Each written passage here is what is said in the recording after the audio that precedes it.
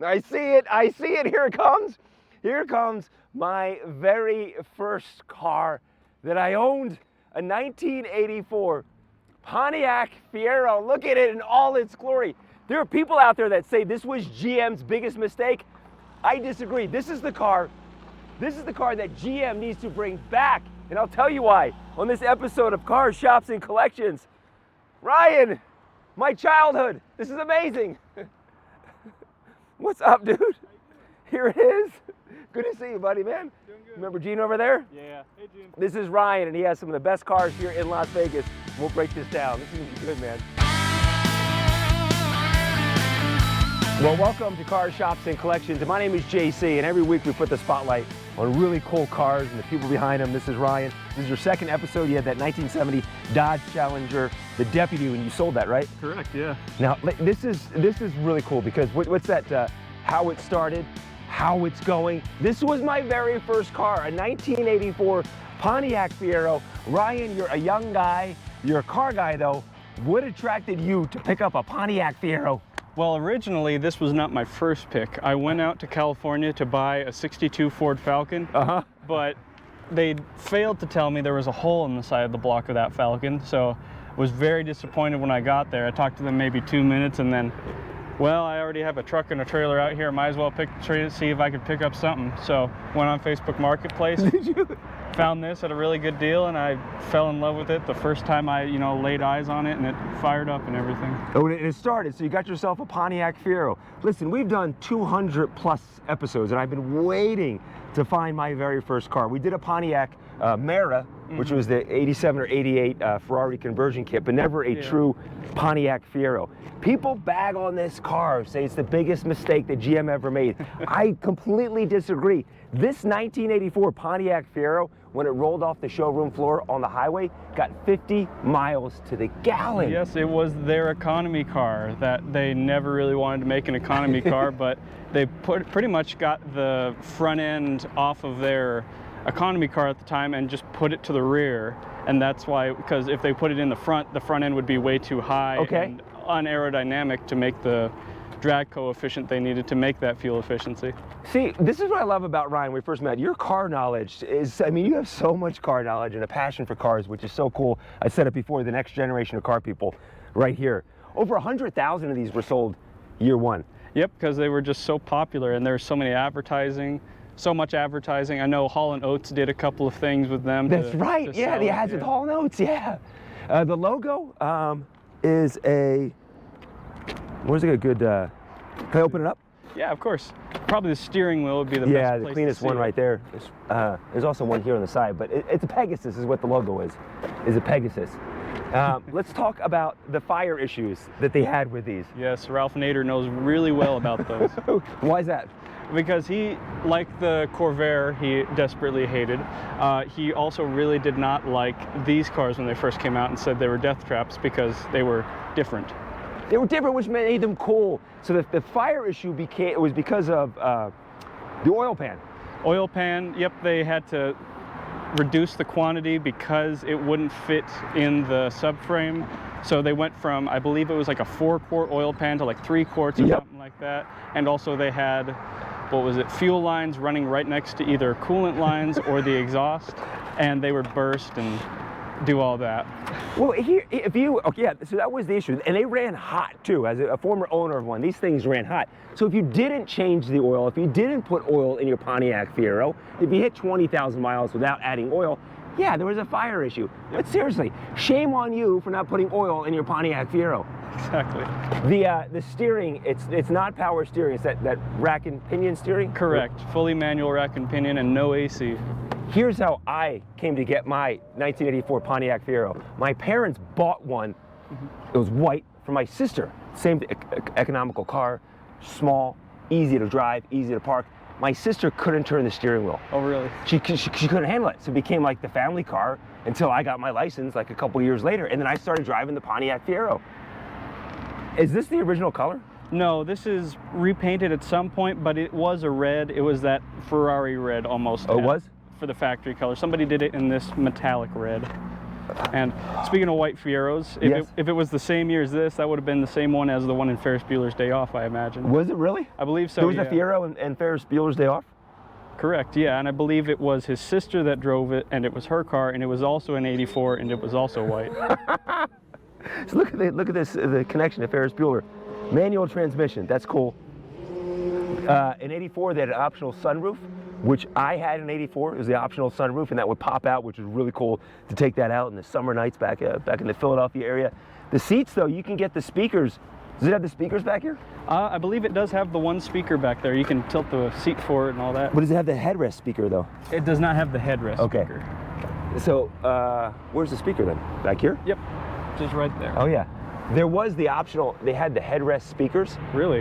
Which were super cool, and a lot of people would, you know, when someone got rid of their Pontiac Fiero or trashed it, they would take the seats out because they had speakers in them, and they would repurpose them. That is pretty neat. Horrible blind spots back here, Gene, right here. This was the worst blind spot ever, right back here. Yep, because it's just, they have a piece of glass here, but there's just, there's no pass-through. It's just there for looks. This is a sound that I haven't heard since the 90s, the startup of a Pontiac Fiero. There it goes. It's a Fiero.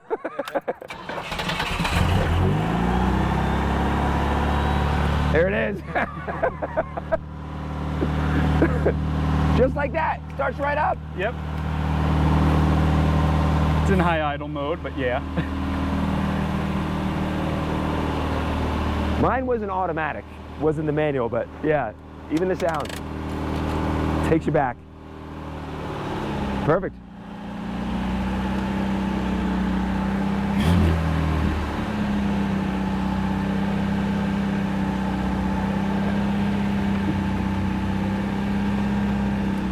Ooh, we hear that, the sound of a 19. Oh, there's the headlight. The one headlight stays up. The Pontiac Fiero. That was the issue with it. The one headlight only worked. Can we see the engine? Yeah, of course.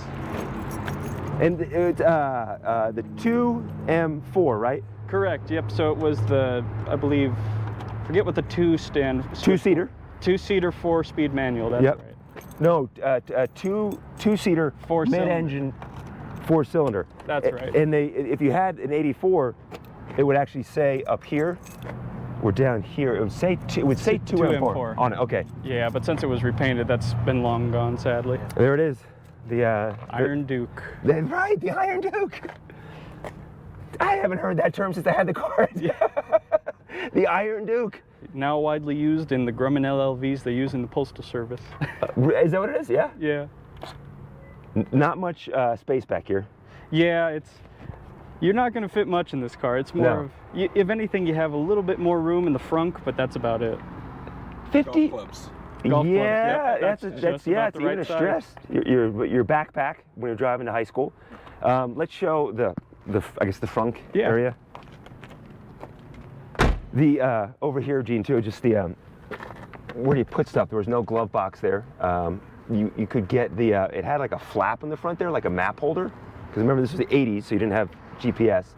So it have a map holder, but this was a storage area, and then this was a storage area here. And then, if I remember this correctly, with the parking brake, does it work? Yeah, it does. It does the up and then folds down. Can I show everyone that? Yeah, of course. So you pull it up, right? And then it folds down. But the parking, because if it stays up, which it should, it's hard to get in and out. But you can push it back down. It's still engaged. Just push the button, right? Well, it's a really bad demo of how this works. Yeah. But the button should pop back in, right? Or you bring it back up? Yep, you pull it up, push the button in, pull it a little bit more up, and then you push down. There you go. And now it's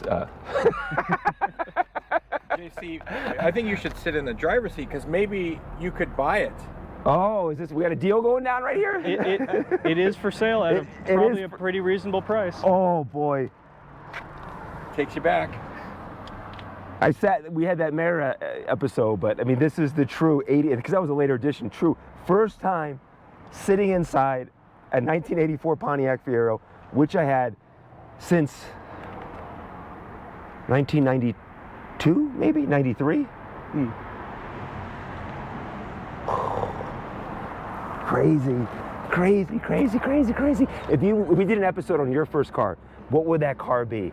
Let me know in the comments, because this is just, I mean, this is a trip. All right, talk to me about the frunk. Well, it's a frunk. It's got the retractable headlights that pop up and down. Yep. What was it? This one is temperamental. Sometimes this one goes up and down, sometimes it doesn't, so it's up to itself whether it wants to have this one up or not.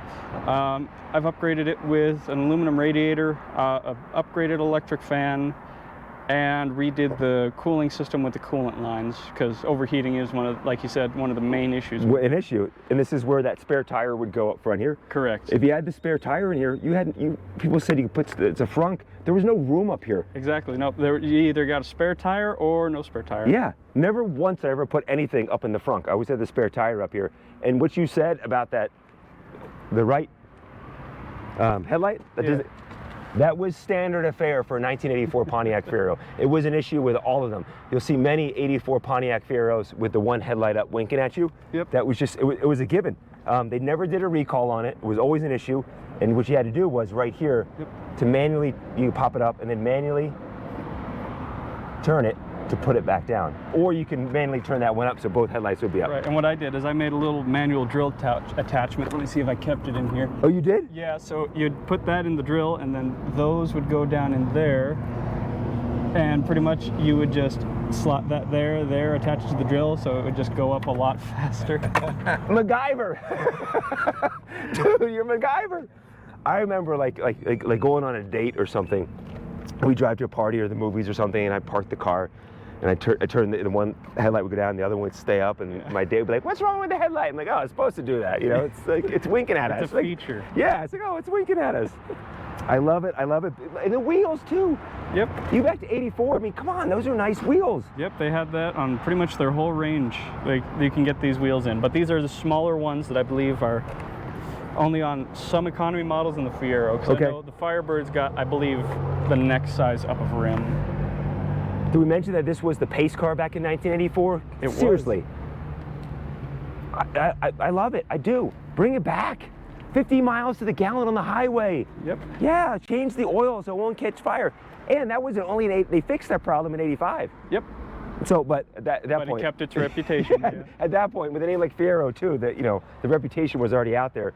And I believe they even did a full recall of it, like in '86 or '87. Mm-hmm. So '84 is the issue. They fixed it going in '85, so it was no problem. But they still did a full recall on it to put everyone's worries at ease. But at that point, I think it was too late. Yep. And then another cool feature I like here in the engine bay is the service light. It still works.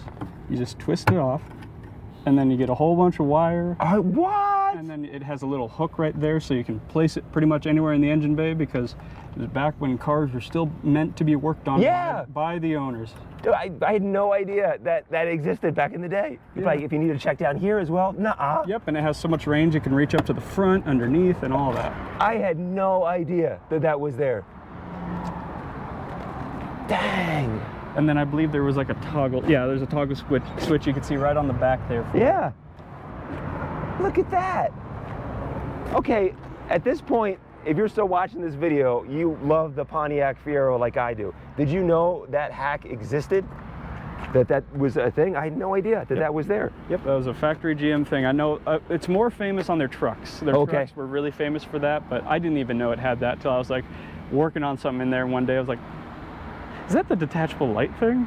Oh, hey, it works. And you tested the range that it goes all the way up front? It goes all the way around, yeah. Okay, Gene, I probably gave it away, but if you borrowed my Fiero for a hot date back in the 90s, and I said, Gene, just do me a favor, gas up the car before we bring it back, how would you open that? Let's see. Well, there's the days of the push and the release, but that's not it. Well, I see this little button back here. It's like you're getting hot, you're getting cold, you're getting warm. Not that? No. Okay. No. Oh, okay. Wait a second. There's a little, right where my hand is, there's a little notch right there to pop it open. Yep, it's got that, which, to be fair, I did have to look that up when I went to go fill it up. Oh, did you? Yep. Yeah. Because I was like, okay, maybe it's on the, no, is it? No. This is actually kind of funny. We have to do a little edit here because it's so hot here in Vegas. Gene's camera overheated, which is fitting with a car Called the Fiero. Yeah, and that would overheat and have some issues as well. Two quick things before we wrap things up. Thank you for watching. I truly appreciate everyone that supports the show. And if you have a second, subscribe and also go back and watch some of our other episodes. Watch Ryan's other episode. Big response on that. Yeah. Two things I want to point out. Something I know was they would have, these are lug nut covers, right? Correct, yeah. Lug nut covers. So this would pop off Yep. to reveal what you don't have them on the back here to get to the actual lug nut to take the tire off. And then something, Ryan, that you pointed out to me, the vents? Functional. Functional. Functional. Yep, you'll see a little tube there going to the air intake. Wild. So again, yes, they caught on fire. That's if you didn't change or add the oil. I told you my parents got one for my sister. She couldn't handle the steering, so it became the family car, and it became mine. So instead, my sister got like a Hyundai Accent. She moved to North Carolina. Here's the thing. My sister never put oil in her car. The engine seized. Oh. So if she would have kept that Pontiac Fiero, she wouldn't have put oil in it, and it would have caught on fire. Yeah. Ryan, man, thank you so much. Again, of course. I just love your passion and knowledge that you have for cars. I'll put some contact information for Ryan below. He's always buying and selling stuff, so if this one's for sale. If I don't buy it, you can pick it up. Yeah. All right, thank you, brother. Thanks again. Appreciate it. Yeah. Thank you for watching.